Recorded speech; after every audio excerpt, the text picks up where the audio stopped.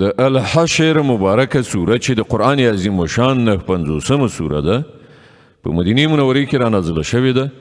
40 مبارک آیاتونه لري. تلاوت او پښتو ترجمه یې له لومړي آیت څخه اورئ. بسم الله الرحمن الرحیم. د الله په نوم چې ډیر زیات مهربان پورا رحم لرونکی دی. سبح لله ما في السماوات وما في الأرض وهو العزيز الحكيم. د همدې الله پاکي بیانوي هر څه چې په آسمانونو او ځمکه کې دي او همغه برلاسه او د حکمت څښتن دی. هو الذي أخرج الذين كفروا من أهل الكتاب من ديارهم لأول الحشر ما ظننتم أن يخرجوا وظنوا أنهم مانعتهم حصونهم من الله فأتاهم الله من حيث لم يحتسبوا وقذف في قلوبهم الرعب يخربون بيوتهم بأيديهم وأيدي المؤمنين فاعتبروا يا أولي الأبصار. مغه ذات دی چې اهل کتاب کافرانو د همدې لومړی غونډې د پاره له خپلو کورونو څخه وایستل. ستاسې هیڅ دا ګمان نه و چې هغوی به ووځي او هغوی هم دا ګڼله چې د هغوی کلاوې به هغوی له الله نه وژغوري. خو الله له داسې لوري پر هغو راغی چې هغې خواته د هغوی خیال هم نه و. د هغو په زړونو کې ویره واچوله. نتیجه دا شوه چې هغوی خپله په خپلو لاسونو سره هم خپل کورونه ورانول او د مؤمنانو په لاسونو سره هم ورانول. نو عبرت واخلئ ای د بینا سترګو لرونکو. ولولا أن كتب الله عليهم الجلاء لعذبهم في الدنيا ولهم في الآخرة عذاب النار. که الله د هغو په حق کې له وطن څخه جلاوالی او فرار نه وای لیکلی نو په همدې دنیا کې به یې هغو ته عذاب ورکړی او په آخرت کې خو د هغو لپاره د دوزخ عذاب دی. ذلك بأنهم شاقوا الله ورسوله ومن يشاق الله فإن الله شديد العقاب.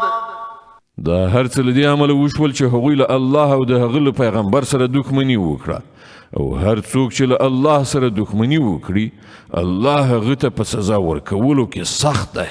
ما قطعتم من لينة أو تركتموها قائمة على أصولها فبإذن الله وليخزي الفاسقين.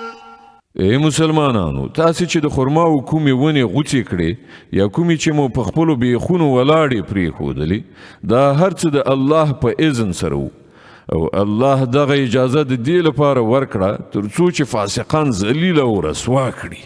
وما أفاء الله على رسوله منهم فما أوجفتم عليه من خيل ولا ركاب ولكن الله يسلط رسله على من يشاء والله على كل شيء قدير.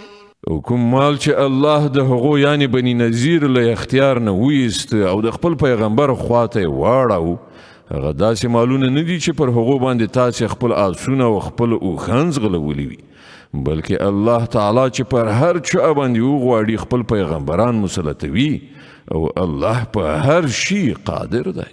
ما أفاء الله على رسوله من أهل القرى فلله وللرسول ولذي القربى واليتامى والمساكين وابن السبيل كي لا يكون دولة بين الأغنياء منكم وما آتاكم الرسول فخذوه وما نهاكم عنه فانتهوا واتقوا الله إن الله شديد العقاب. الله چې هر څه د دغو کلیو د خلکو نه د خپل پیغمبر خواته وګرځوي هغه د الله او پیغمبر او خپلوانو او یتیمانو او مسکینانو او پردیسیانو لپاره دي تر څو چې هغه یوازې ستاسې د بډایانو ترمنځ لاس په لاس نشي.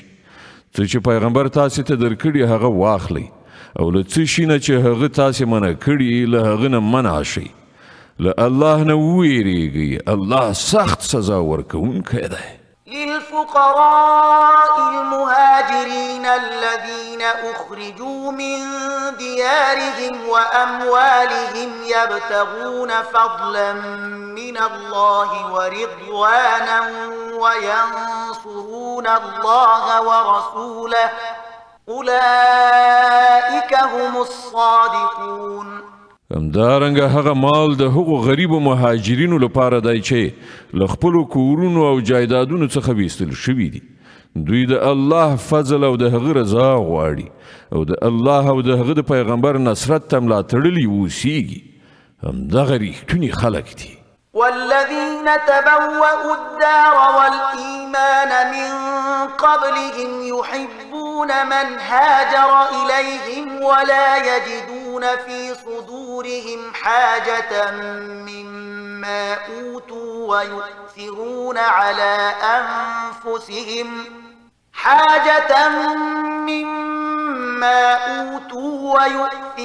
على أنفسهم ولو كان بهم خصاصة ومن يوق شح نفسه فأولئك هم المفلحون.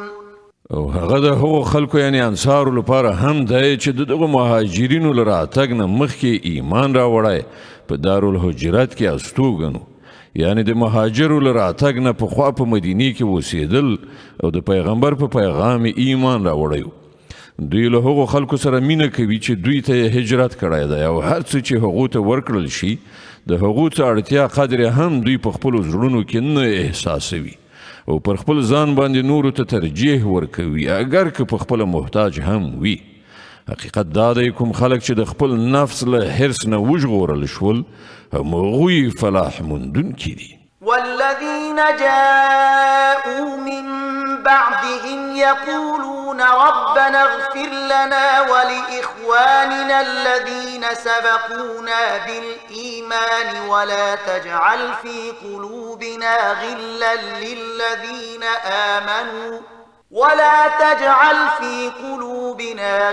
للذين آمنوا ربنا إنك رؤوف رحيم. او هغه کسان چې له دوی نه وروسته یعنی نورو زمانو کې راغلي دي، هغه کسان چې وایي ای زمونږ ربه مونږ او زمونږ ټولو هغو ورونو ته بښنه وکړه چې له مونږ نه مخکې ایمان راوړی دی او زمونږ په زړونو کې د مؤمنانو لپاره هیڅ بغض مه اچوه. ای زمونږ پروردګاره ته ډیر مهربان او رحم لرونکی. ألم تر إلى الذين نافقوا يقولون لإخوانهم الذين كفروا من أهل الكتاب لئن أخرجتم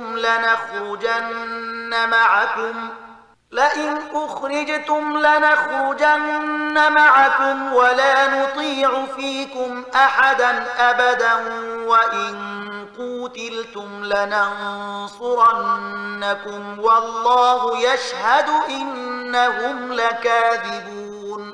ته هغو کسانو ته نه ګورې چې هغوی د منافقت کړن لاره غوره کړې ده.